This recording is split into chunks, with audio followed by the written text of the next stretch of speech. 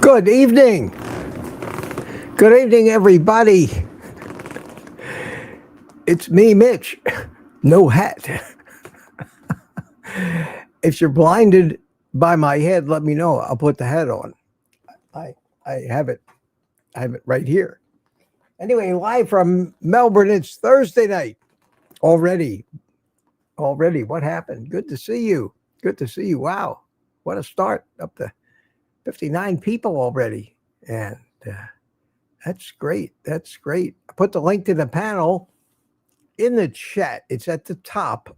It's that white bar across the top of it. You've got to click on it to expand it out to where you'll see the whole link. So it just dawned on me, many people may not know how that works. And I'm going to try to put the link in there from time to time to remind you, don't leave me alone in here, guys. I like to see some new people in here. Always enjoy new people, even if you're nervous, even if your audio doesn't work or there's something wrong with your video. We'll straighten you out. Everybody that comes onto these panels has pretty much gone through that, except maybe Rick, who's so used to this that he's as close to professional broadcasting as we get here, except for maybe me. I'm warmed up here finally. It's t-shirt and shorts weather.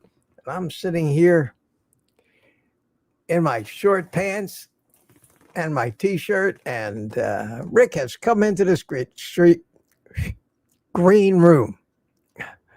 If you just say, Mitch, hi, Rick, I'll be with you in a few minutes. He's waving at me.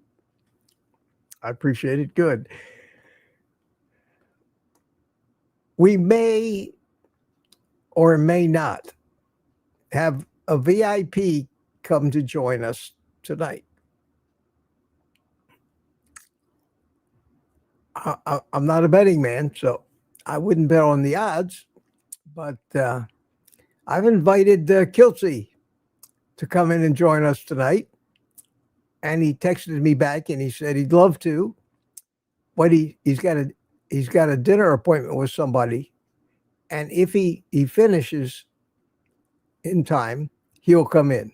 So I've got to really watch out to make sure I don't leave the poor guy sitting in the green room ignored.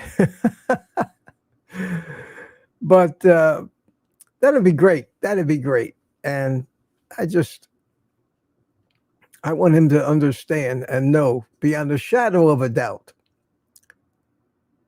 that regardless of the obscene, low-life, bottom dweller that YouTube thinks he is and needed to suspend him, that his family thinks different. His family thinks different. So we'll do that. We'll do that. Mary M., how you doing? First one in as usual, and followed by Cliff Medina. Hi, Cliff. How are you? Lori Weitzel's going to be absent tonight, going out to do a little karaoke. Richard Williams is here from Copper Hill, and Mike Seeley from Melbourne. All the usual suspects climbing in right at the beginning. Lizzie's here. Hiya, Lizzie. Always good to see you in here. Carnivore Jerry, 30 degrees. Wow. Yeah. It's about 75 out there now here. Couldn't believe it. Didn't need a jacket all day. It's supposed to be like that for about a week. I'm going to relish it. And we have Peter is here. Peter, you're always welcome to come into the chat. Good to see you. You're probably either at work or heading home from work now. I don't know, but if you can come in, always love to have you. Sandy Blythe is here. Hi, Sandy. Good to see you. Pretzel Pete. What does that mean? Is that Lizzie and Michael Pregler's here. Hey, Michael. How are you, man? Good to see you. And Donna Ray's here with us. Donna Ray, welcome. Bacon Runner. And everybody's busy already filling up the chat full of conversation. Is Rick said hi to Rick already. DS111 is here. How you doing? My friend and Barry Simon is here. Barry, good evening, Mitch, and Thursday night, Mitch Fitz. Welcome to you. Francine Bourgeois. Francine, how are you? Francine sent me a really funny song. I don't know what the copyright implications of that are, but if I can find that email real quick without taking up a lot of time, I will go in and post a link to that. It was a repost. I want the email open up. There it comes. It's a repost from Grandma's, what's the name of her channel? I don't remember, but it's entitled Screw Carnivore. And here's the link to it if you'd like to watch it. I'll give you maybe a little preview of it. Little preview here, and let's see what happens when I play it. I want my joint pain back, it says. Screw Carnivore. I miss the mornings where I creep like a door. Sounded like popcorn.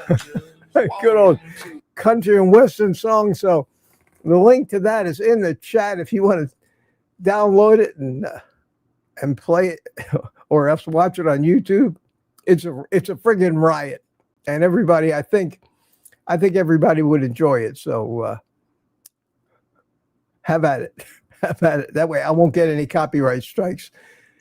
Because God knows how many hands it's going through before it got to me. So there is that. There is that. DS111, Mitch and his Ricky Ricardo influence. That's it, man. And you all got a lot of splaining to do. Who else didn't I say hi to in the early rounds? Sandy, we have a whole bunch of people here. We have 76 of you here already. Tammy's here. Hiya, Tammy. How are you? Good to see you. And y'all, Mitch Fitz and FX Trader commented on my computer setup. I've heard that before, that it sounds like NASA. And Jeannie's here. Good morning, Jeannie. I remembered your name before I looked at it in the text. I pretty well got that one memorized now. Running tap from Australia, 11 a.m. Friday morning from the future. From the future. And Farrell, Grandma's here. It's a strange day today. Lance is here. Says, hi, y'all. How y'all doing? Lance chimed in right at 7 o'clock. Exactly on the money, which makes him right on the money again. Or you talk about pattern recognition, right after him, maybe microseconds later, Robbie Autry chimed in.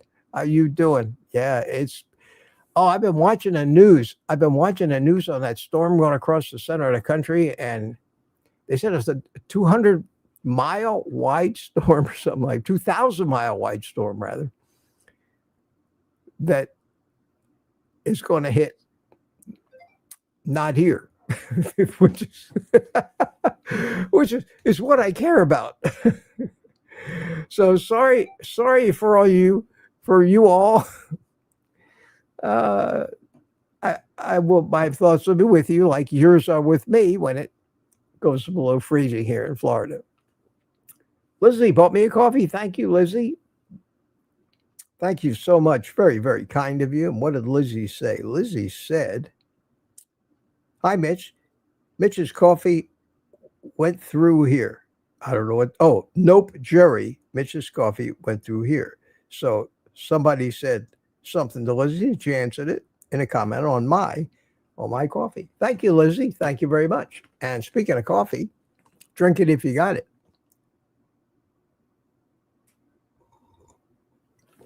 I see DC is in the chat.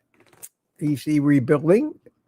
And I'll get to you guys in 1 second. Let me just quick see who else I got here. I haven't said hi to Mark C. Hiya, Mark. How you doing? And Barbara J. Hiya, Barbara J. How you doing? Lucy Work is here. And I said hi to you. Said hi to you. SMH Cast. How you doing, my friend? Good to see you. Ingrid Hoadley. Don't recognize that name. Somebody new. Juliet's here. Hi, Juliet. Good evening to you. I'm looking forward to meeting you in a couple of weeks. A lot of us are going to be at Kelsey's house on the 6th, and it's going to be like a family reunion. Rick, you can shake your head at me. Did I understand that you're going to be there? Yeah, I'll be damned. I don't know if I should let people take pictures of me and Rick standing next to each other, because I'm going to look like a midget. Rick's going like this. We'll talk about that. I'm looking forward to that. And Jerry's here. Jerry, good evening from Ponte Vedra Beach. And here's somebody I don't recognize. Carnivoran Weight Loss. Hi, from Michigan. We have 2 degrees tomorrow. Yeah, that's what I heard. Going to get cold. Mary Beth is here. How you doing, Mary Beth? Larry James. Look at all these new names. And Joyce, anyone else having issues with sending Mitch a coffee? If I buy me a coffee, I keep getting declined. All my cards. I don't know, Jerry. I haven't been getting a ton of coffees lately, but nobody's really written to me. Nobody's written to me with saying I tried to buy you a coffee. Wait a minute. Yeah, Lizzie bought me a coffee tonight. It's the only one that I see showing up here. Wow. Did you send me an email? At any rate, I don't know what that is. I'm sure your credit cards work because I'm sure you buy many other things. So if they're screwing up, they're screwing up. Nothing I can do about that. But thank you for the thought. I appreciate that. Grandma says, Jerry, that's descriptive. When I was on him, I felt like there was nothing. Oh, okay. We're talking about the weather. Anyway, let me start by get started with the panel, and I'll try to keep an eye on the chat and keep an eye out for Kelsey if he should show up. I'm not going to go into any long show notes type dissertations tonight because I want to talk to you guys, and you're here. You showed up early. So, Rick. Yes. Oh, that voice. I'm glad you can hear me. Oh, yeah. Yeah, it's good and clear tonight. Sounds great. It's amazing that somebody that has such old, obsolete equipment can sound halfway decent. I think that's pretty good. Well, let me tell you something, Rick. Some of the best sounding recordings I have, and I have a lot of good vinyl recordings, direct-to-disc ones. Remember those? They used to no tape. They cut the master right from the live performance.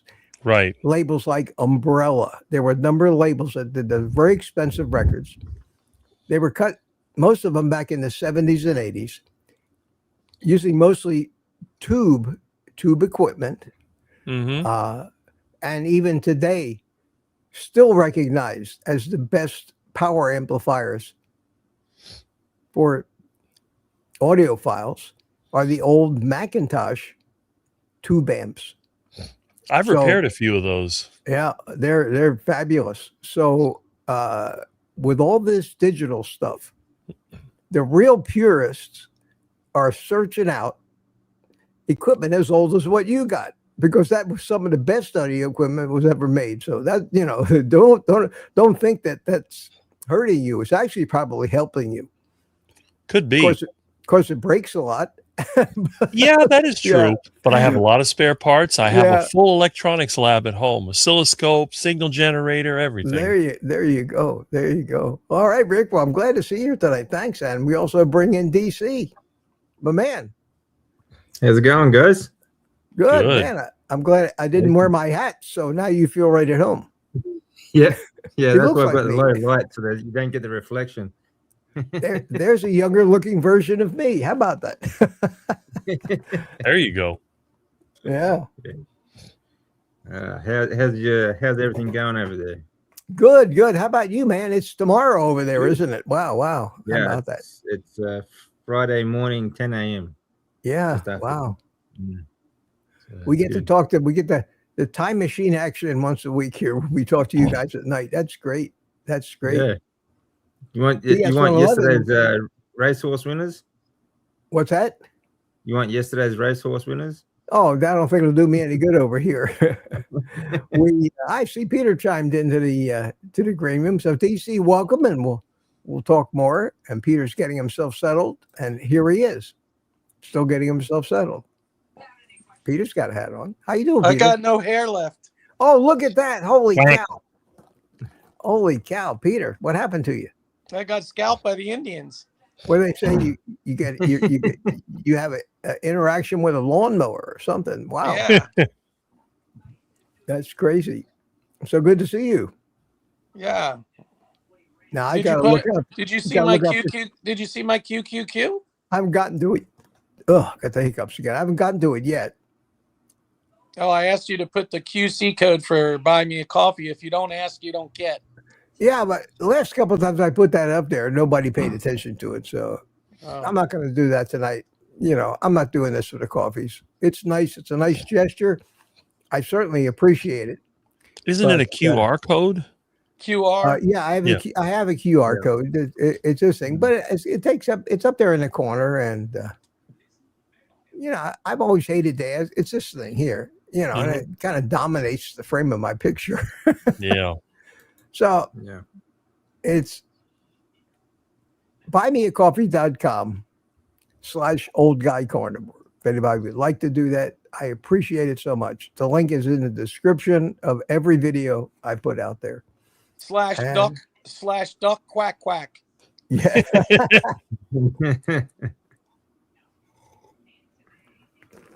And Tuka's here.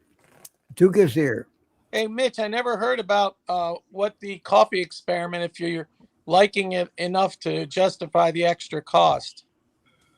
Funny about that. It's funny about that. Because you said I'm not no coffee connoisseur. I don't know if I need to spend triple the money for it, blah, blah, blah. I was just wondering, after you've been drinking it for a long time now. Well, here's the deal, Peter. I decided to go back to mainly decaf with maybe 1 cup of caffeinated coffee a day. And I didn't have any decaf, but I had a couple of big boxes of K-cups. Right. So I got out the Keurig. Right. And put the percolator in the back. Right. And I decided, well, before I go back to highfalutin coffee making, let me just use up what I got.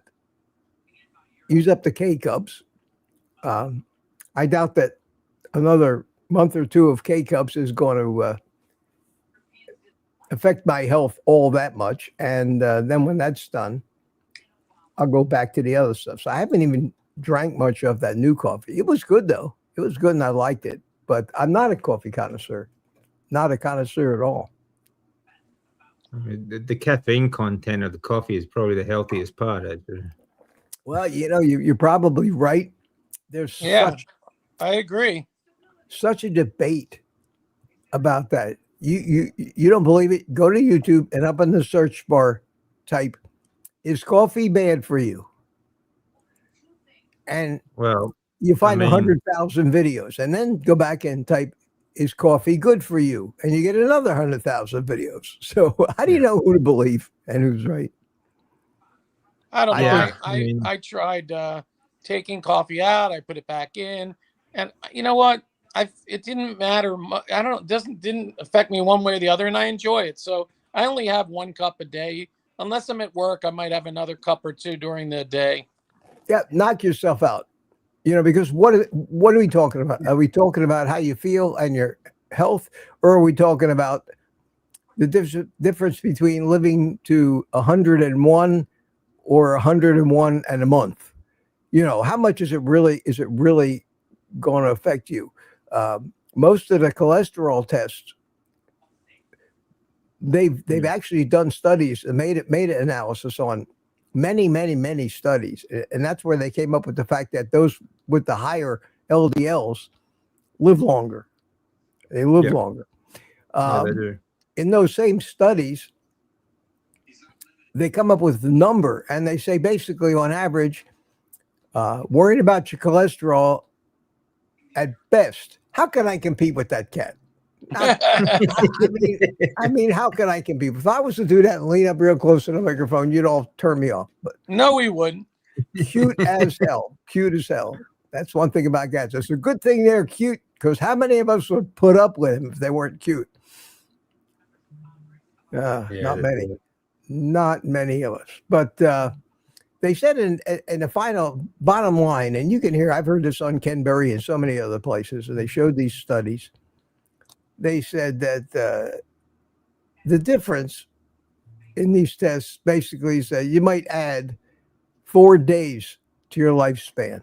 That's how monumental the difference is between worrying about it or not. So who knows? Who knows? I have my own opinion, and that is that the odds, and think about this. This is, let's call it Mitch's postulate. Mitch's postulate. The length, well, let's put it this way. The odds of getting run over by a bus are indirectly proportional to the amount of coffee you drink. Rule to live by, guys. Nobody gets it. See, everybody's going, huh? Well, that's the idea. Stupid. I think the biggest thing is people they spend they spend every day trying to find all these different hacks to live longer, and they forget to live that day. They're completely missing out on life. Well, that's true. You're absolutely right. Not only that, but who the hell of us are ever going to check in 40 that's it. years to see what happened. You know, No, but we all also- do these experiments, but we're none of us. I'm not going to be here in 40 years to ask you, oh, you remember that thing you said 40 years ago? How did it work out for you? Yeah, but a lot That's of right. the None of hacks- us are gonna be here another 150 years to check that Rick's still there and it's still going. Like, Yeah, Rick's going to be the first guy to lose at 200. Yeah, Spread his he life. lived at Rick is- 200, Rick had is a headed- heart attack at Rick 201, is- you have a heart attack, and all the media would be going, see, it was the meat that got him. Yeah, absolutely. You could be 200 years old and you had a heart attack and they found out you needed a steak. They blamed the steak for your heart attack. No, Rick would live to 120, except he'd probably, be crossing the street trying to chase an iguana on his bicycle and get hit by a city bus. Exactly. And that's when you got to turn to Mitch's postulate, see? And you can figure out the exact odds of that happening. So how would your actions affect the odds of you either getting hit by a bus or dying from your lifestyle? Is basically what I was trying to say. Right. Before I get taken by a gator while he's chasing after an iguana. Yeah, there you go. There you Well, go. I'll tell you this: when Dr. Kilt says it's not the obesity that'll necessarily kill you, which is true because my grandmother was 4'11" from Russia. She was born in 1892, and this is a true story. Her name was Goldie Cutler. She was born. Oh my God. She was born as Goldie Rudnitsky in Russia. She was 4'11", at least 200 pounds, maybe 250 pounds, 4'11". She lived to be 103 and a half. And she would eat eggs fried in butter every morning. Okay. She would eat fatty brisket, right, Mitch? She would eat the chicken with all the skin and bones boiled in a pot. That's what the old Jews did. My grandfather. My grandfather was the same way. Pot, and they would peel the potatoes so you didn't have the skin on the skin, potato, right. with carrots and onions and celery, and basically, she, didn't really eat sweets or all that crap, and she lived to be 103 and a half, but she was fat.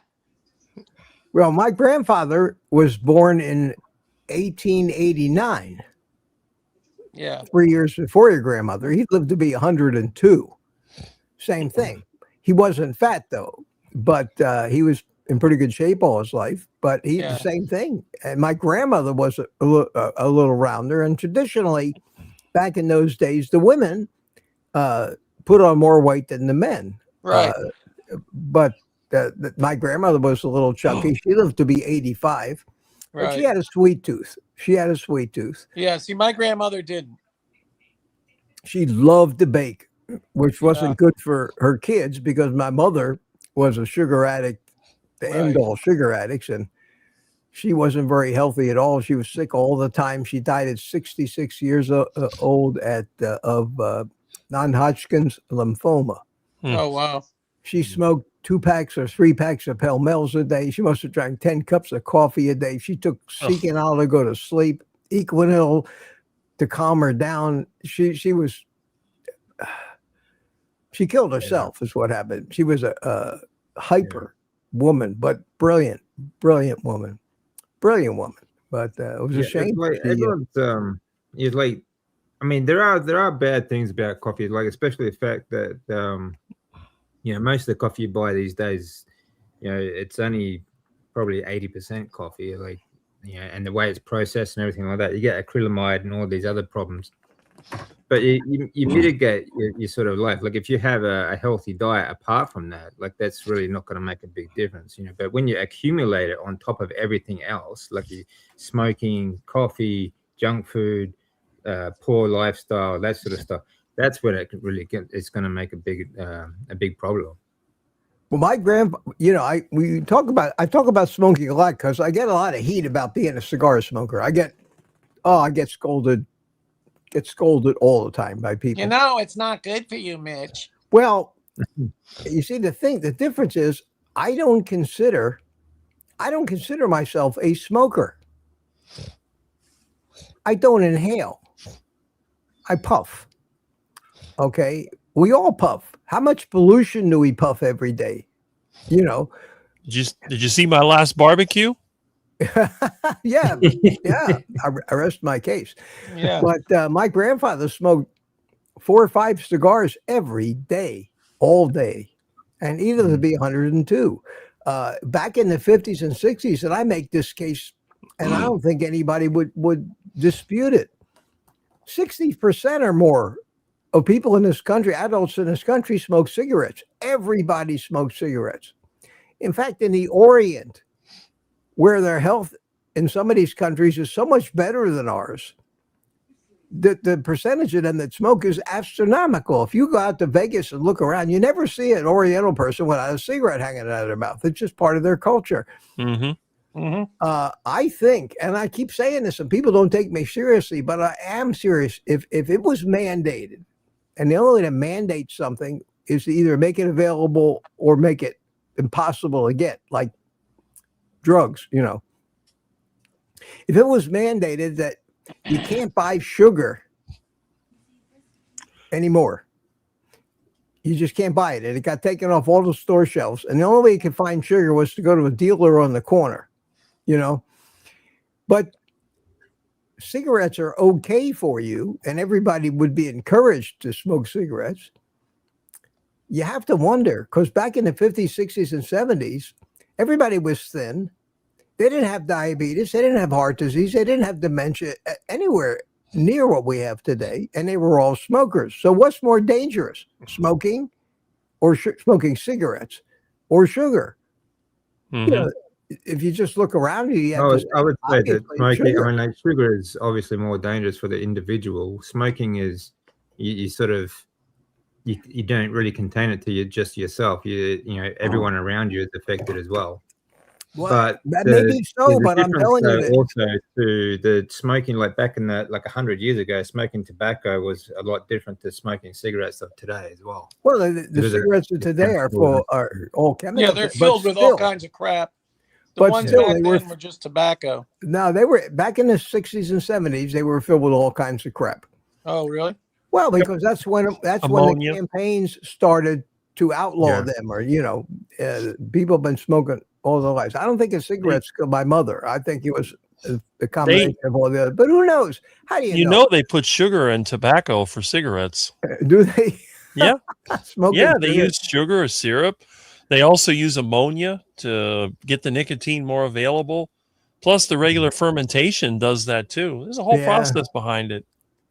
Well, my slogan is, my slogan, it's better to smoke plants than to eat them. That's words to live by. Yeah. So I don't know if it really is all that bad. And maybe if there wasn't so much sugar in everybody's diet back then, because that's when it was starting to ramp up, maybe there wouldn't have been nearly as many cases of lung cancer. But I'm not saying it's good for you to suck smoke into your lungs. But like some is like skin cancer, right? If you don't eat seed oils, you're far less likely to get skin cancer. Yes, because you're not turning yourself into a plant. Combination sort of thing, So if you eat seed oils and you smoke, your chances of getting lung cancer are probably a lot higher too. Well, if you're Evel Knievel, your chances of smacking yourself into the side of a cliff are higher too. There's a lot of factors. A lot of factors. Yeah. The thing about plants is that they affect the makeup of our cells, because when the body is looking for cholesterol, and we're taking all these statins to artificially make cholesterol scarce in our body because somebody somewhere thought that was a good idea. The body can use plant sterols, which is a plant version of cholesterol, but it's not the same. So what we're finding now is if you're a vegan or a vegetarian and you almost get all your nutrition from plants, more than likely 20% of the membrane that makes up the outside of your skin cells are plant material. And in a plant's outer membrane, the most important process that has to do is photosynthesis. So they're much more susceptible to sunlight by design, because the plants need the sunlight more than the humans do. We need it too, but not like a plant does. You take the plant out of the sun. Some plants have evolved where they've developed modifications in their genes where they can grow in the shade.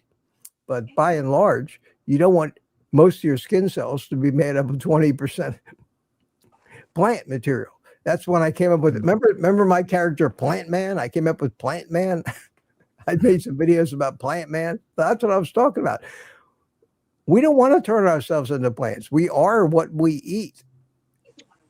You know, and they don't get it. They don't get it, but they're starting to get it. They're starting to get it anyway. Yeah. So what have you been up to, Rick? What have you been up to?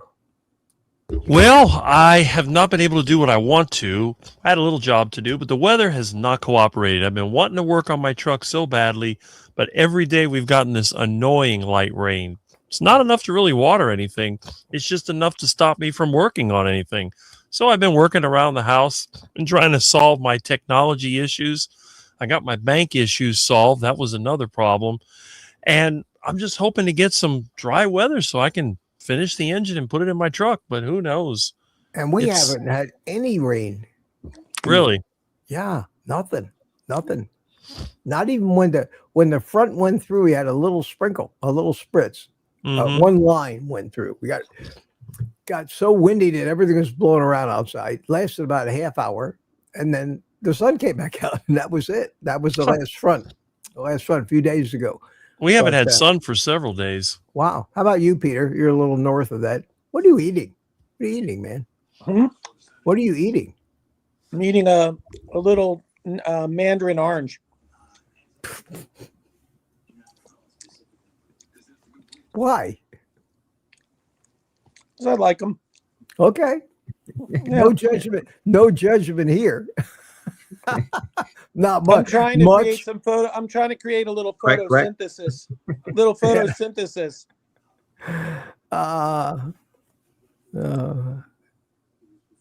Well, you eat whatever you want because nobody can tell you what to eat. But we can wave our finger at you, can't we, Rick? Yeah. I had, Mitch, remember those beef ribs that you made from that roast? And then they gave you the extra ribs inside? Yeah. I made those today for dinner. They were delicious. Oh, man. They are good. They are good. Yeah. Take some preparation, though. It's not simple like I like to cook. I like to cook and take 10 minutes to cook and 2 minutes to clean up, and I'm right in the zone with that.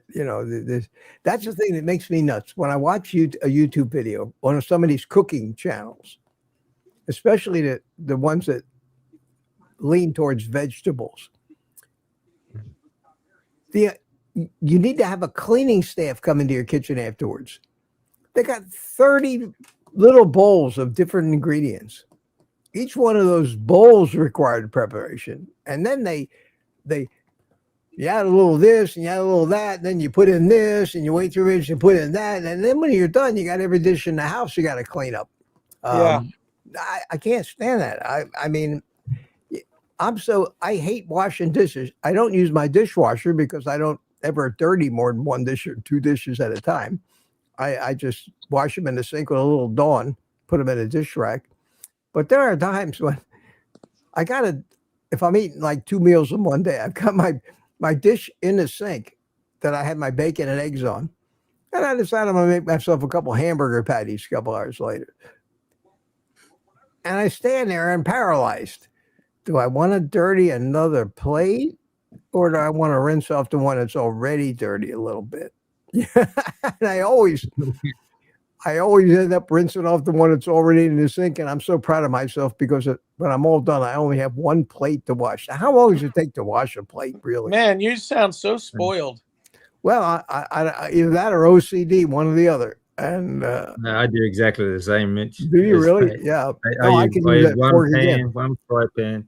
I use 1 fry pan and 1 plate, and that's about it. 1 knife and fork, and that's it. I just put it in the rack. I wash it, put it in the rack, and I just use it straight from the rack. I could You get don't by. use a air fryer? No.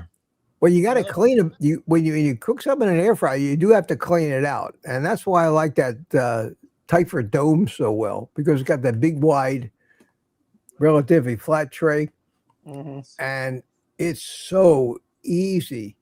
And what I do, I got it down to a science now. So here's a tip for any of you who have this. Whenever I make like burger patties or even chicken thighs, I don't put the grate in.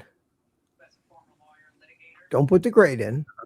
I just, you like you cook a steak in it, you put, because it's got a heating element underneath.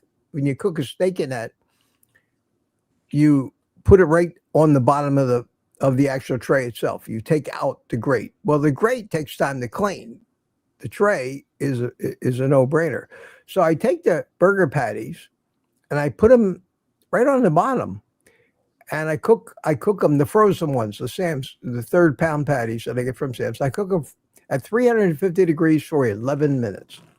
It's perfect timing.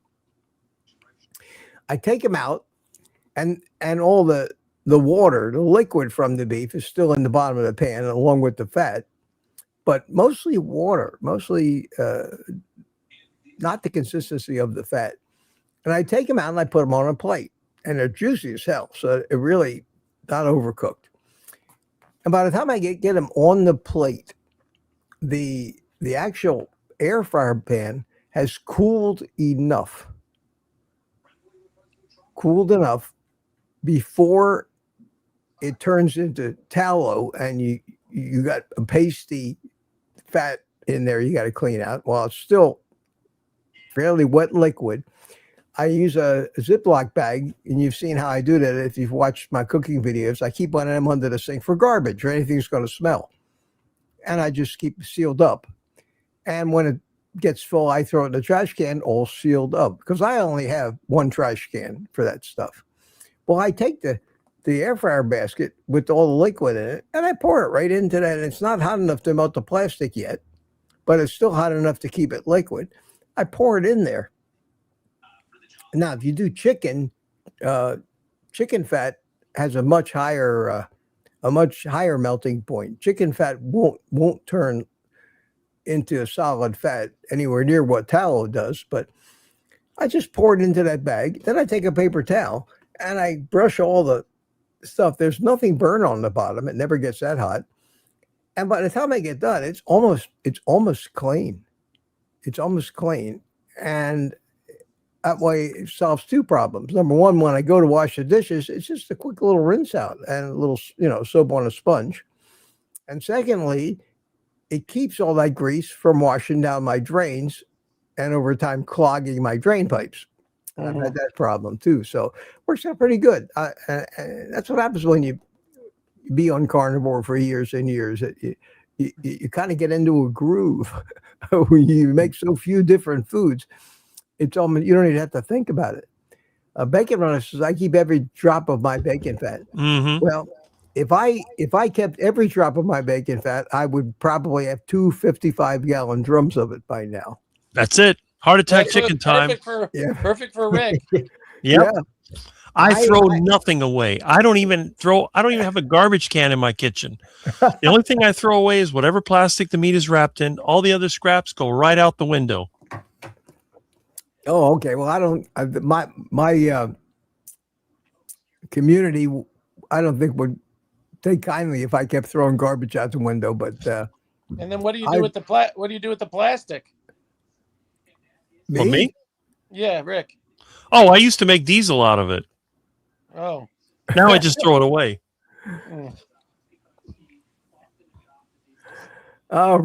Jeannie says, I so do miss cutting up lots of veggies.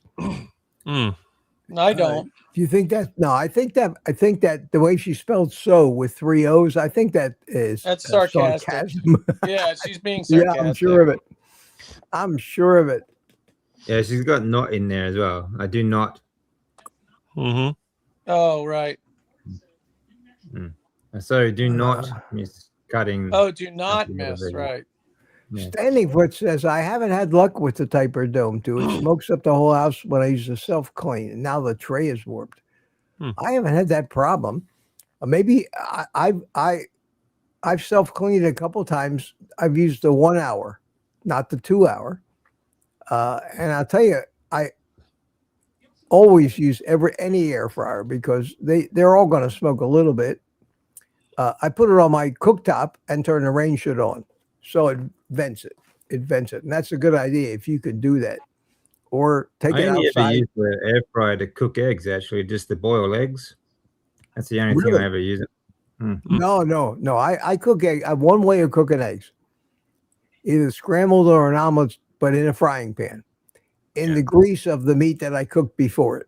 So when I make bacon and eggs, I cook that right thick bacon, 4 or 5 slices of it. I get a puddle of bacon fat in there. If it's too much, if sometimes you get bacon that has more fat, less meat, it depends on the cut you get. I'll pour it into that strainer container that I have that I save it in. And that holds 2 quarts of it. And when that gets full, I heat it up. I set it in a sink full of hot water and let it melt. And then I pour it into these plastic snap-on lid takeout containers that I get from Amazon. They each hold a quart. So I've got like 4 of them in my fridge now, full. And if I get any more than 4, I put the date on the top of them. I just throw the oldest 2 couple away because I got enough bacon grease to fry a whole turkey almost. So, and you don't want to keep. I don't know if that stuff ever goes bad. Break, you ever had any of that grease go bad on you? Well, it doesn't stay around long enough to go bad. I mean, once I've collected it, it's going to be used within weeks. So you use more of it than I do. Well, yeah, I deep fry everything. They used to use fat to preserve food, so I don't know if it ever really goes bad. Well, that's the thing about bacon grease. Anyway, it doesn't go rancid. You can just leave it out for months. And, that's right. Once the water is removed, there's no way it can go rancid. Yeah. I use the strainer pot that I got from your website, Mitch. Yeah, and that's great. I put my bacon grease in there. I pour, after I cook the bacon, I pour that. Well, I leave a little in there to cook my eggs in, to give it some flavor. But I pour that in there, and then I put that in the fridge, and then I scoop out a little bit to put in my coffee. I put a little butter and a little bacon grease and a little heavy cream. Yeah, it's good. It gives my coffee a little extra fat and a little extra flavor.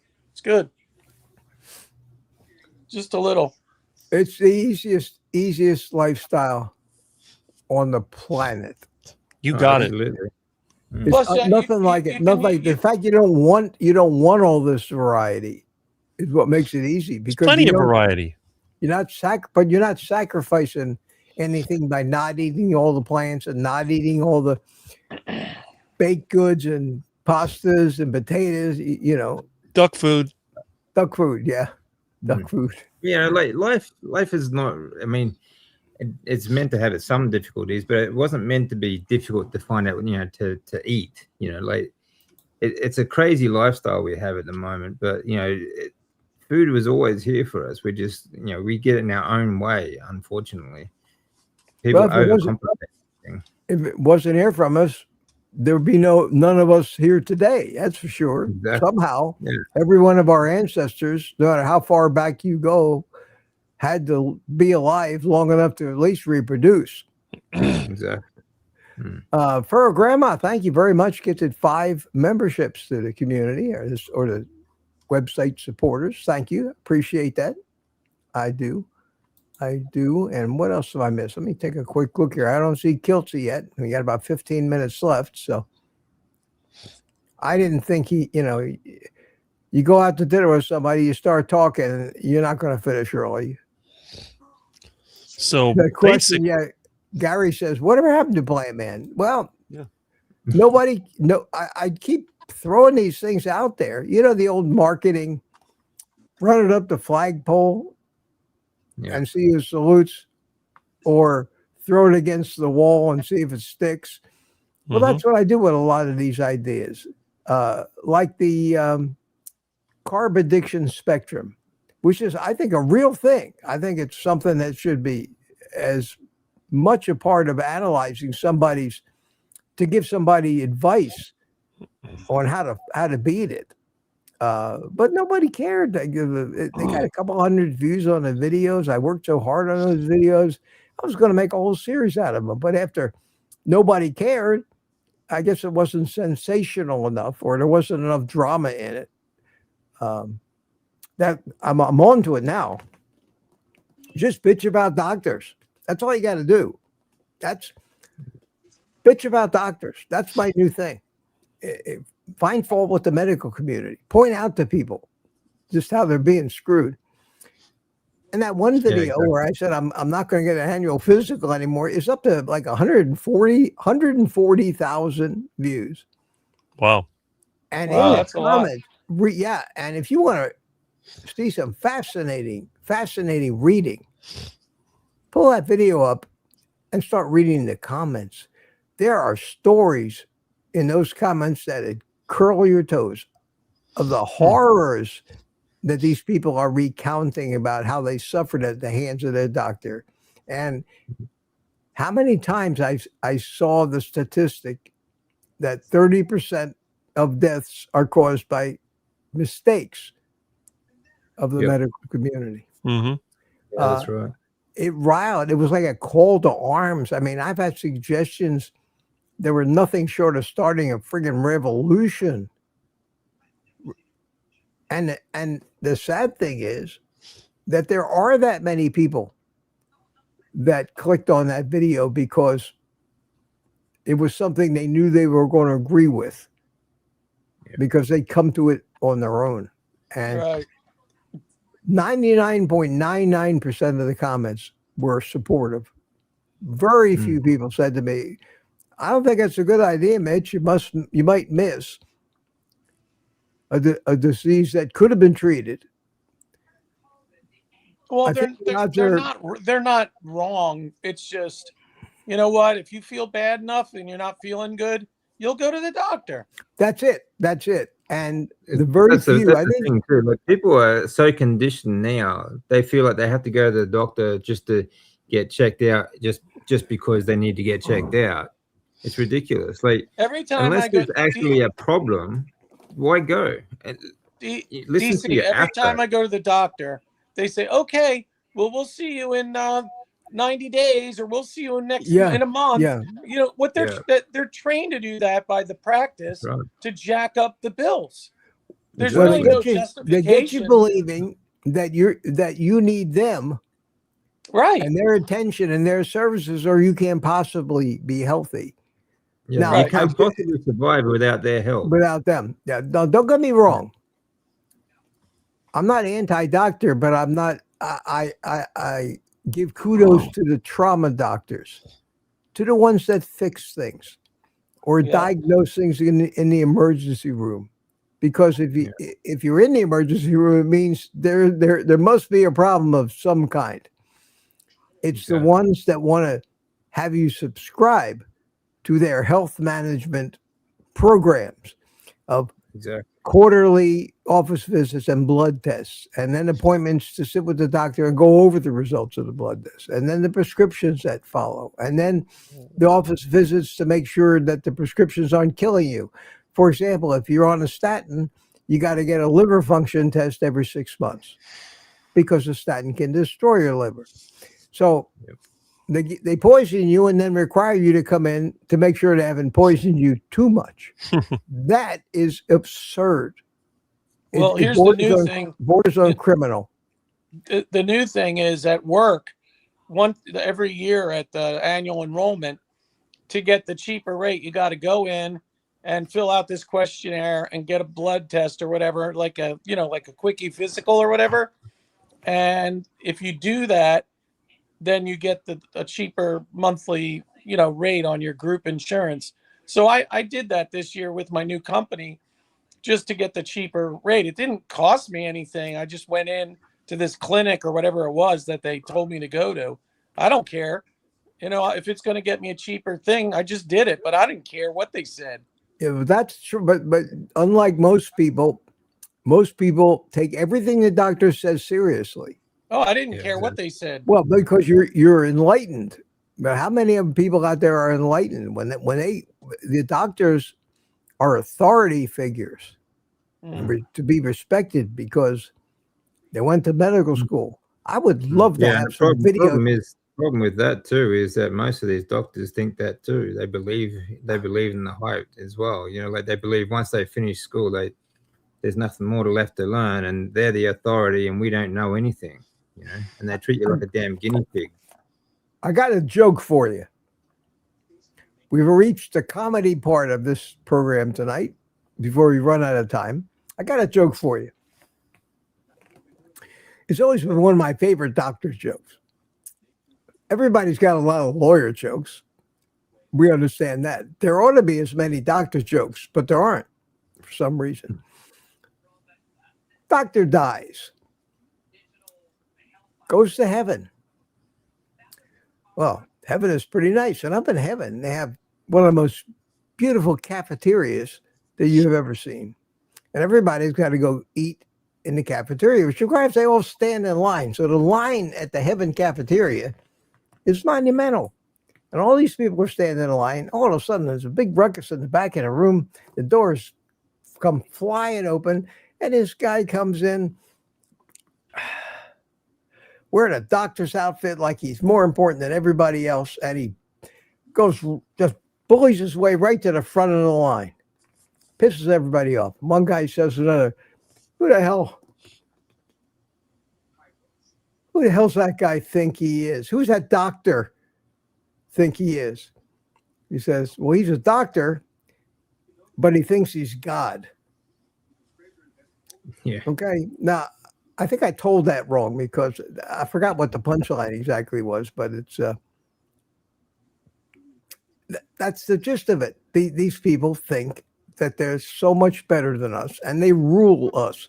And I'm in the process of developing, and I showed this last time, a document, basically a sheet of paper, kind of like a cheat sheet, how to handle your doctor.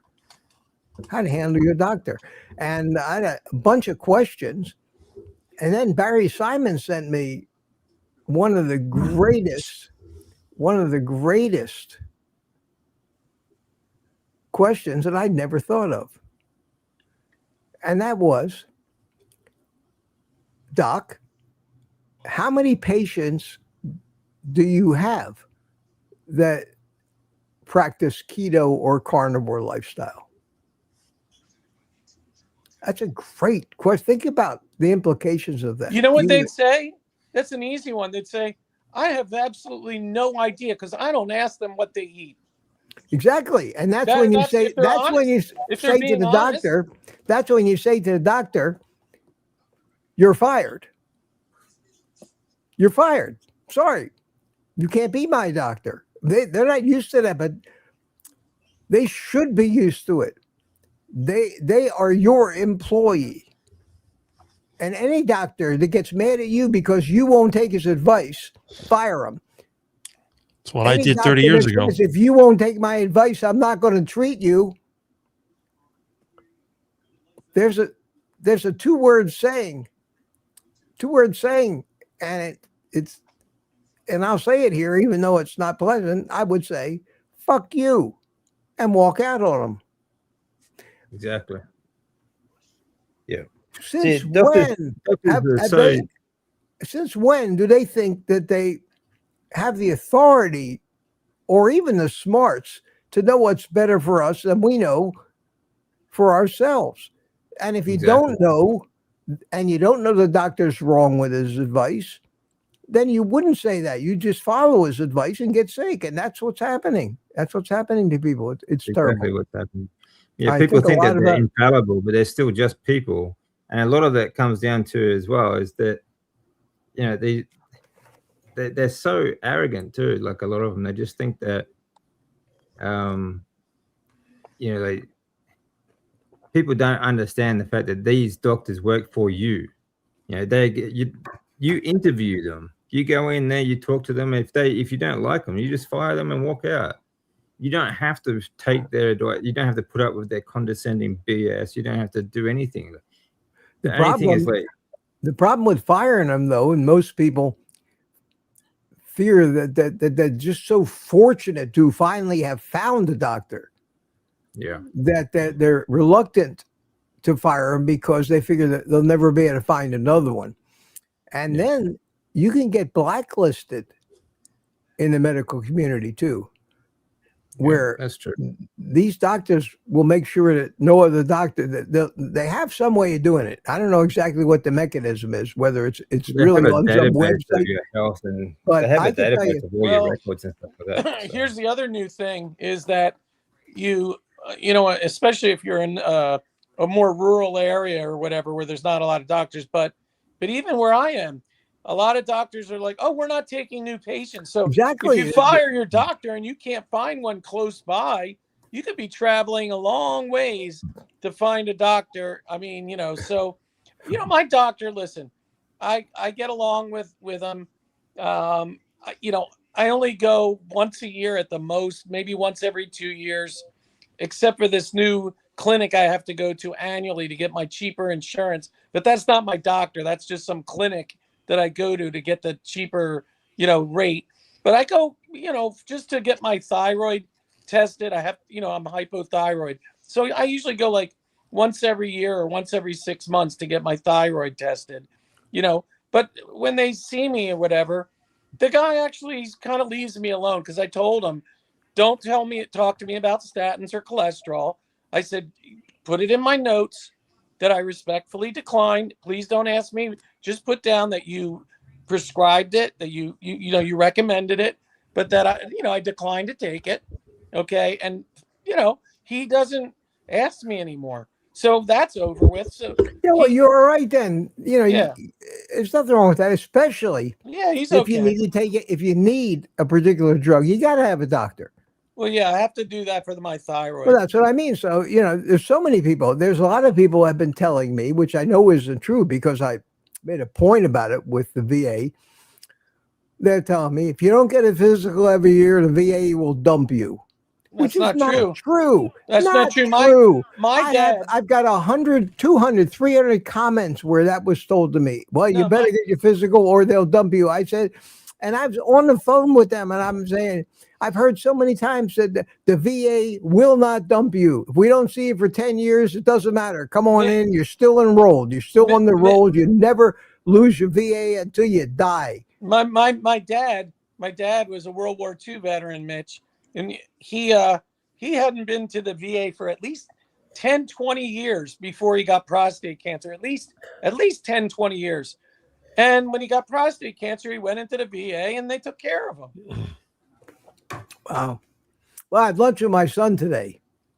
We went to Sonny's Barbecue and we got him trained there at this particular Sonny's.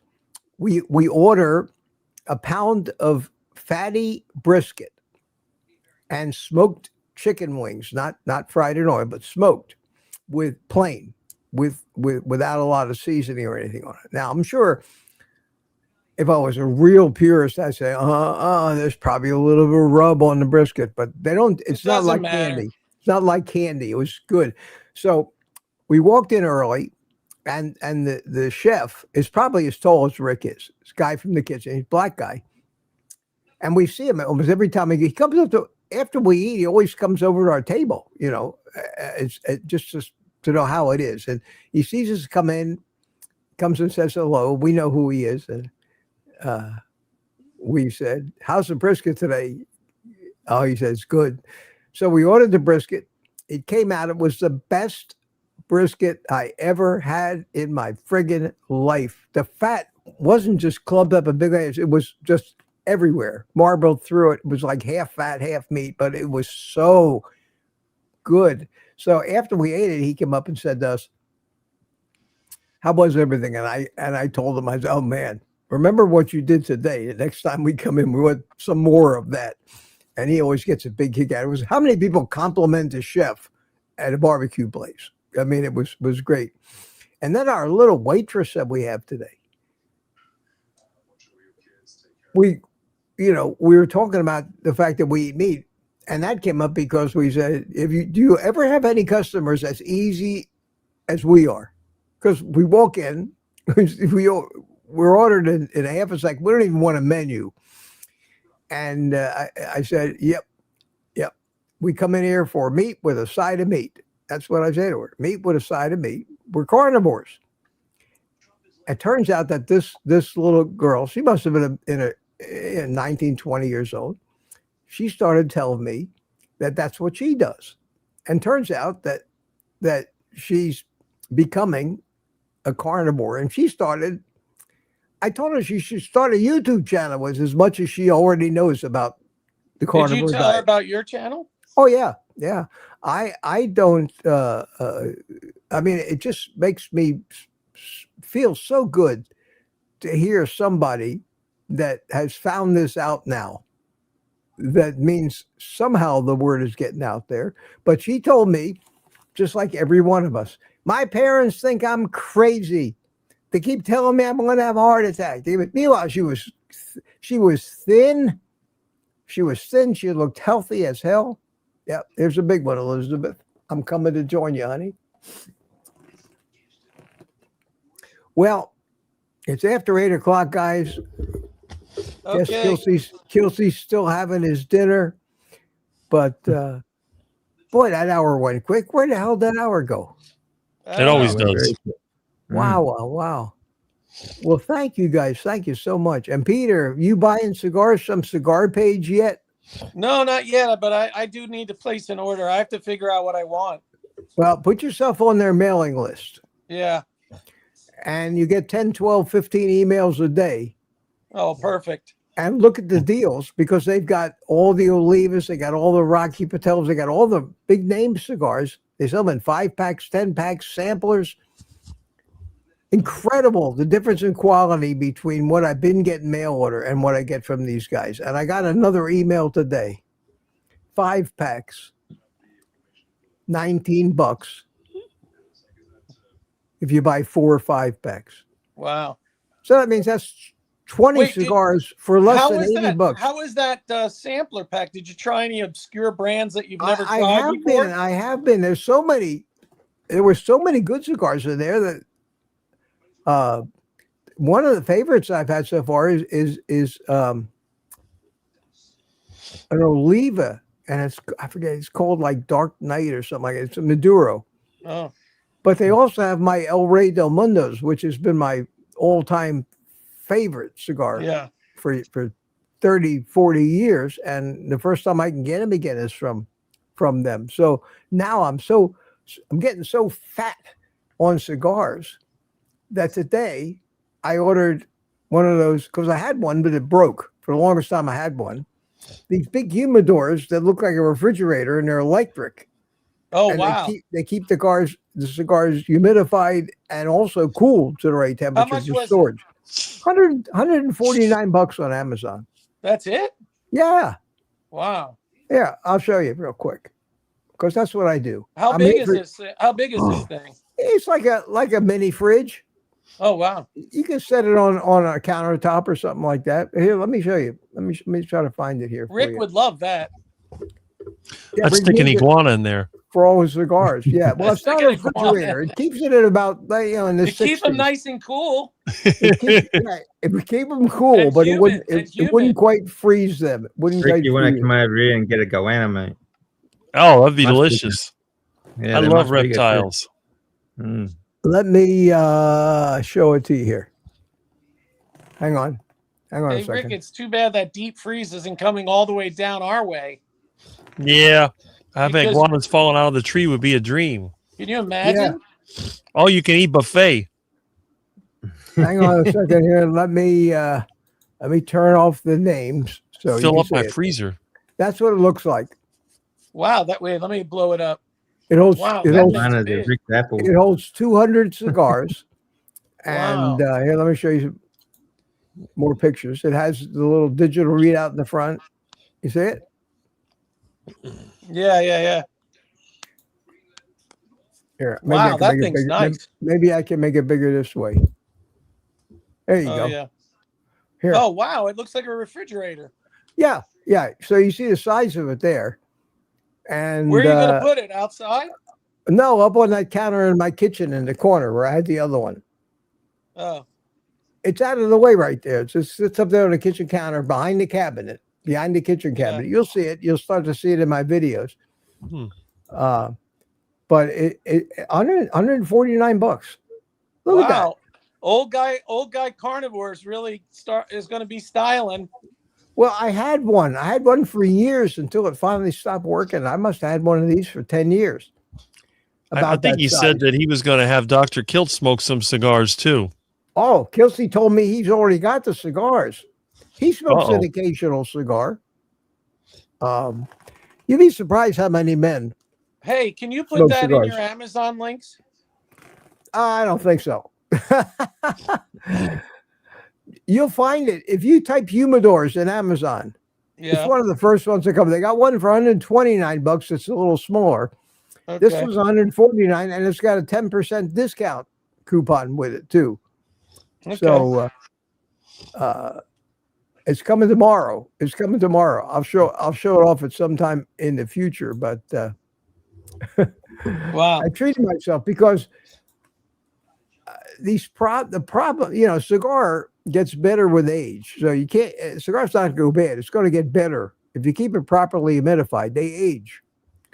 An aged cigar is better than a newly made cigar. You get a cigar 10, 20 years old that's been taken care of, man, you got yourself something that's a good smoke. And I've been trying not to buy cigars from this company, but they come up with some of the outrageous deals. I've never seen prices like this. And they ship by United States Post Office. Mm. They package cigars like no other mail order place I've ever seen. They're packaged in boxes that are big enough so they don't have to squish the cigars. They've got the padding all around them. They come undamaged. I mean, it's really, really something. Cigar Page. I was very skeptical at first, but you get these, like I say, 10, 15 emails a day about different specials. I learned one thing: you don't have to buy right away because the same deal will come around once a week. You know what I mean? It's always a deal, always a deal. But when I see a deal where it's $3 a stick for a $15 cigar that you would buy in a cigar shop, my father's cigars, some of these big names. Yeah, but now you'll be able to stick them in your humidor. You can have them. Exactly. So when a real deal, I'll buy them when the real deals come up. Yeah, and that's why I bought the new humidor. My poor, I bought chicken leg quarters for 69 cents a pound at Bravo. Well, nice. That's why they have freezers. Yeah, well, I bought 10 pounds. I would have bought 20 pounds, but I didn't have room in my freezer, so I just bought the 10 pounds. Well, listen, guys. And everybody in the chat, I'm sorry if I ignore you guys, but that's what happens. Kilts didn't make it. Thought I'd give it a little extra time, but see you, DC. We'll see you. Everybody say goodbye. Good night. Thanks for coming in, guys. I really, really appreciate you being here. And why am I still like that? I want to be like that. There you go. Right.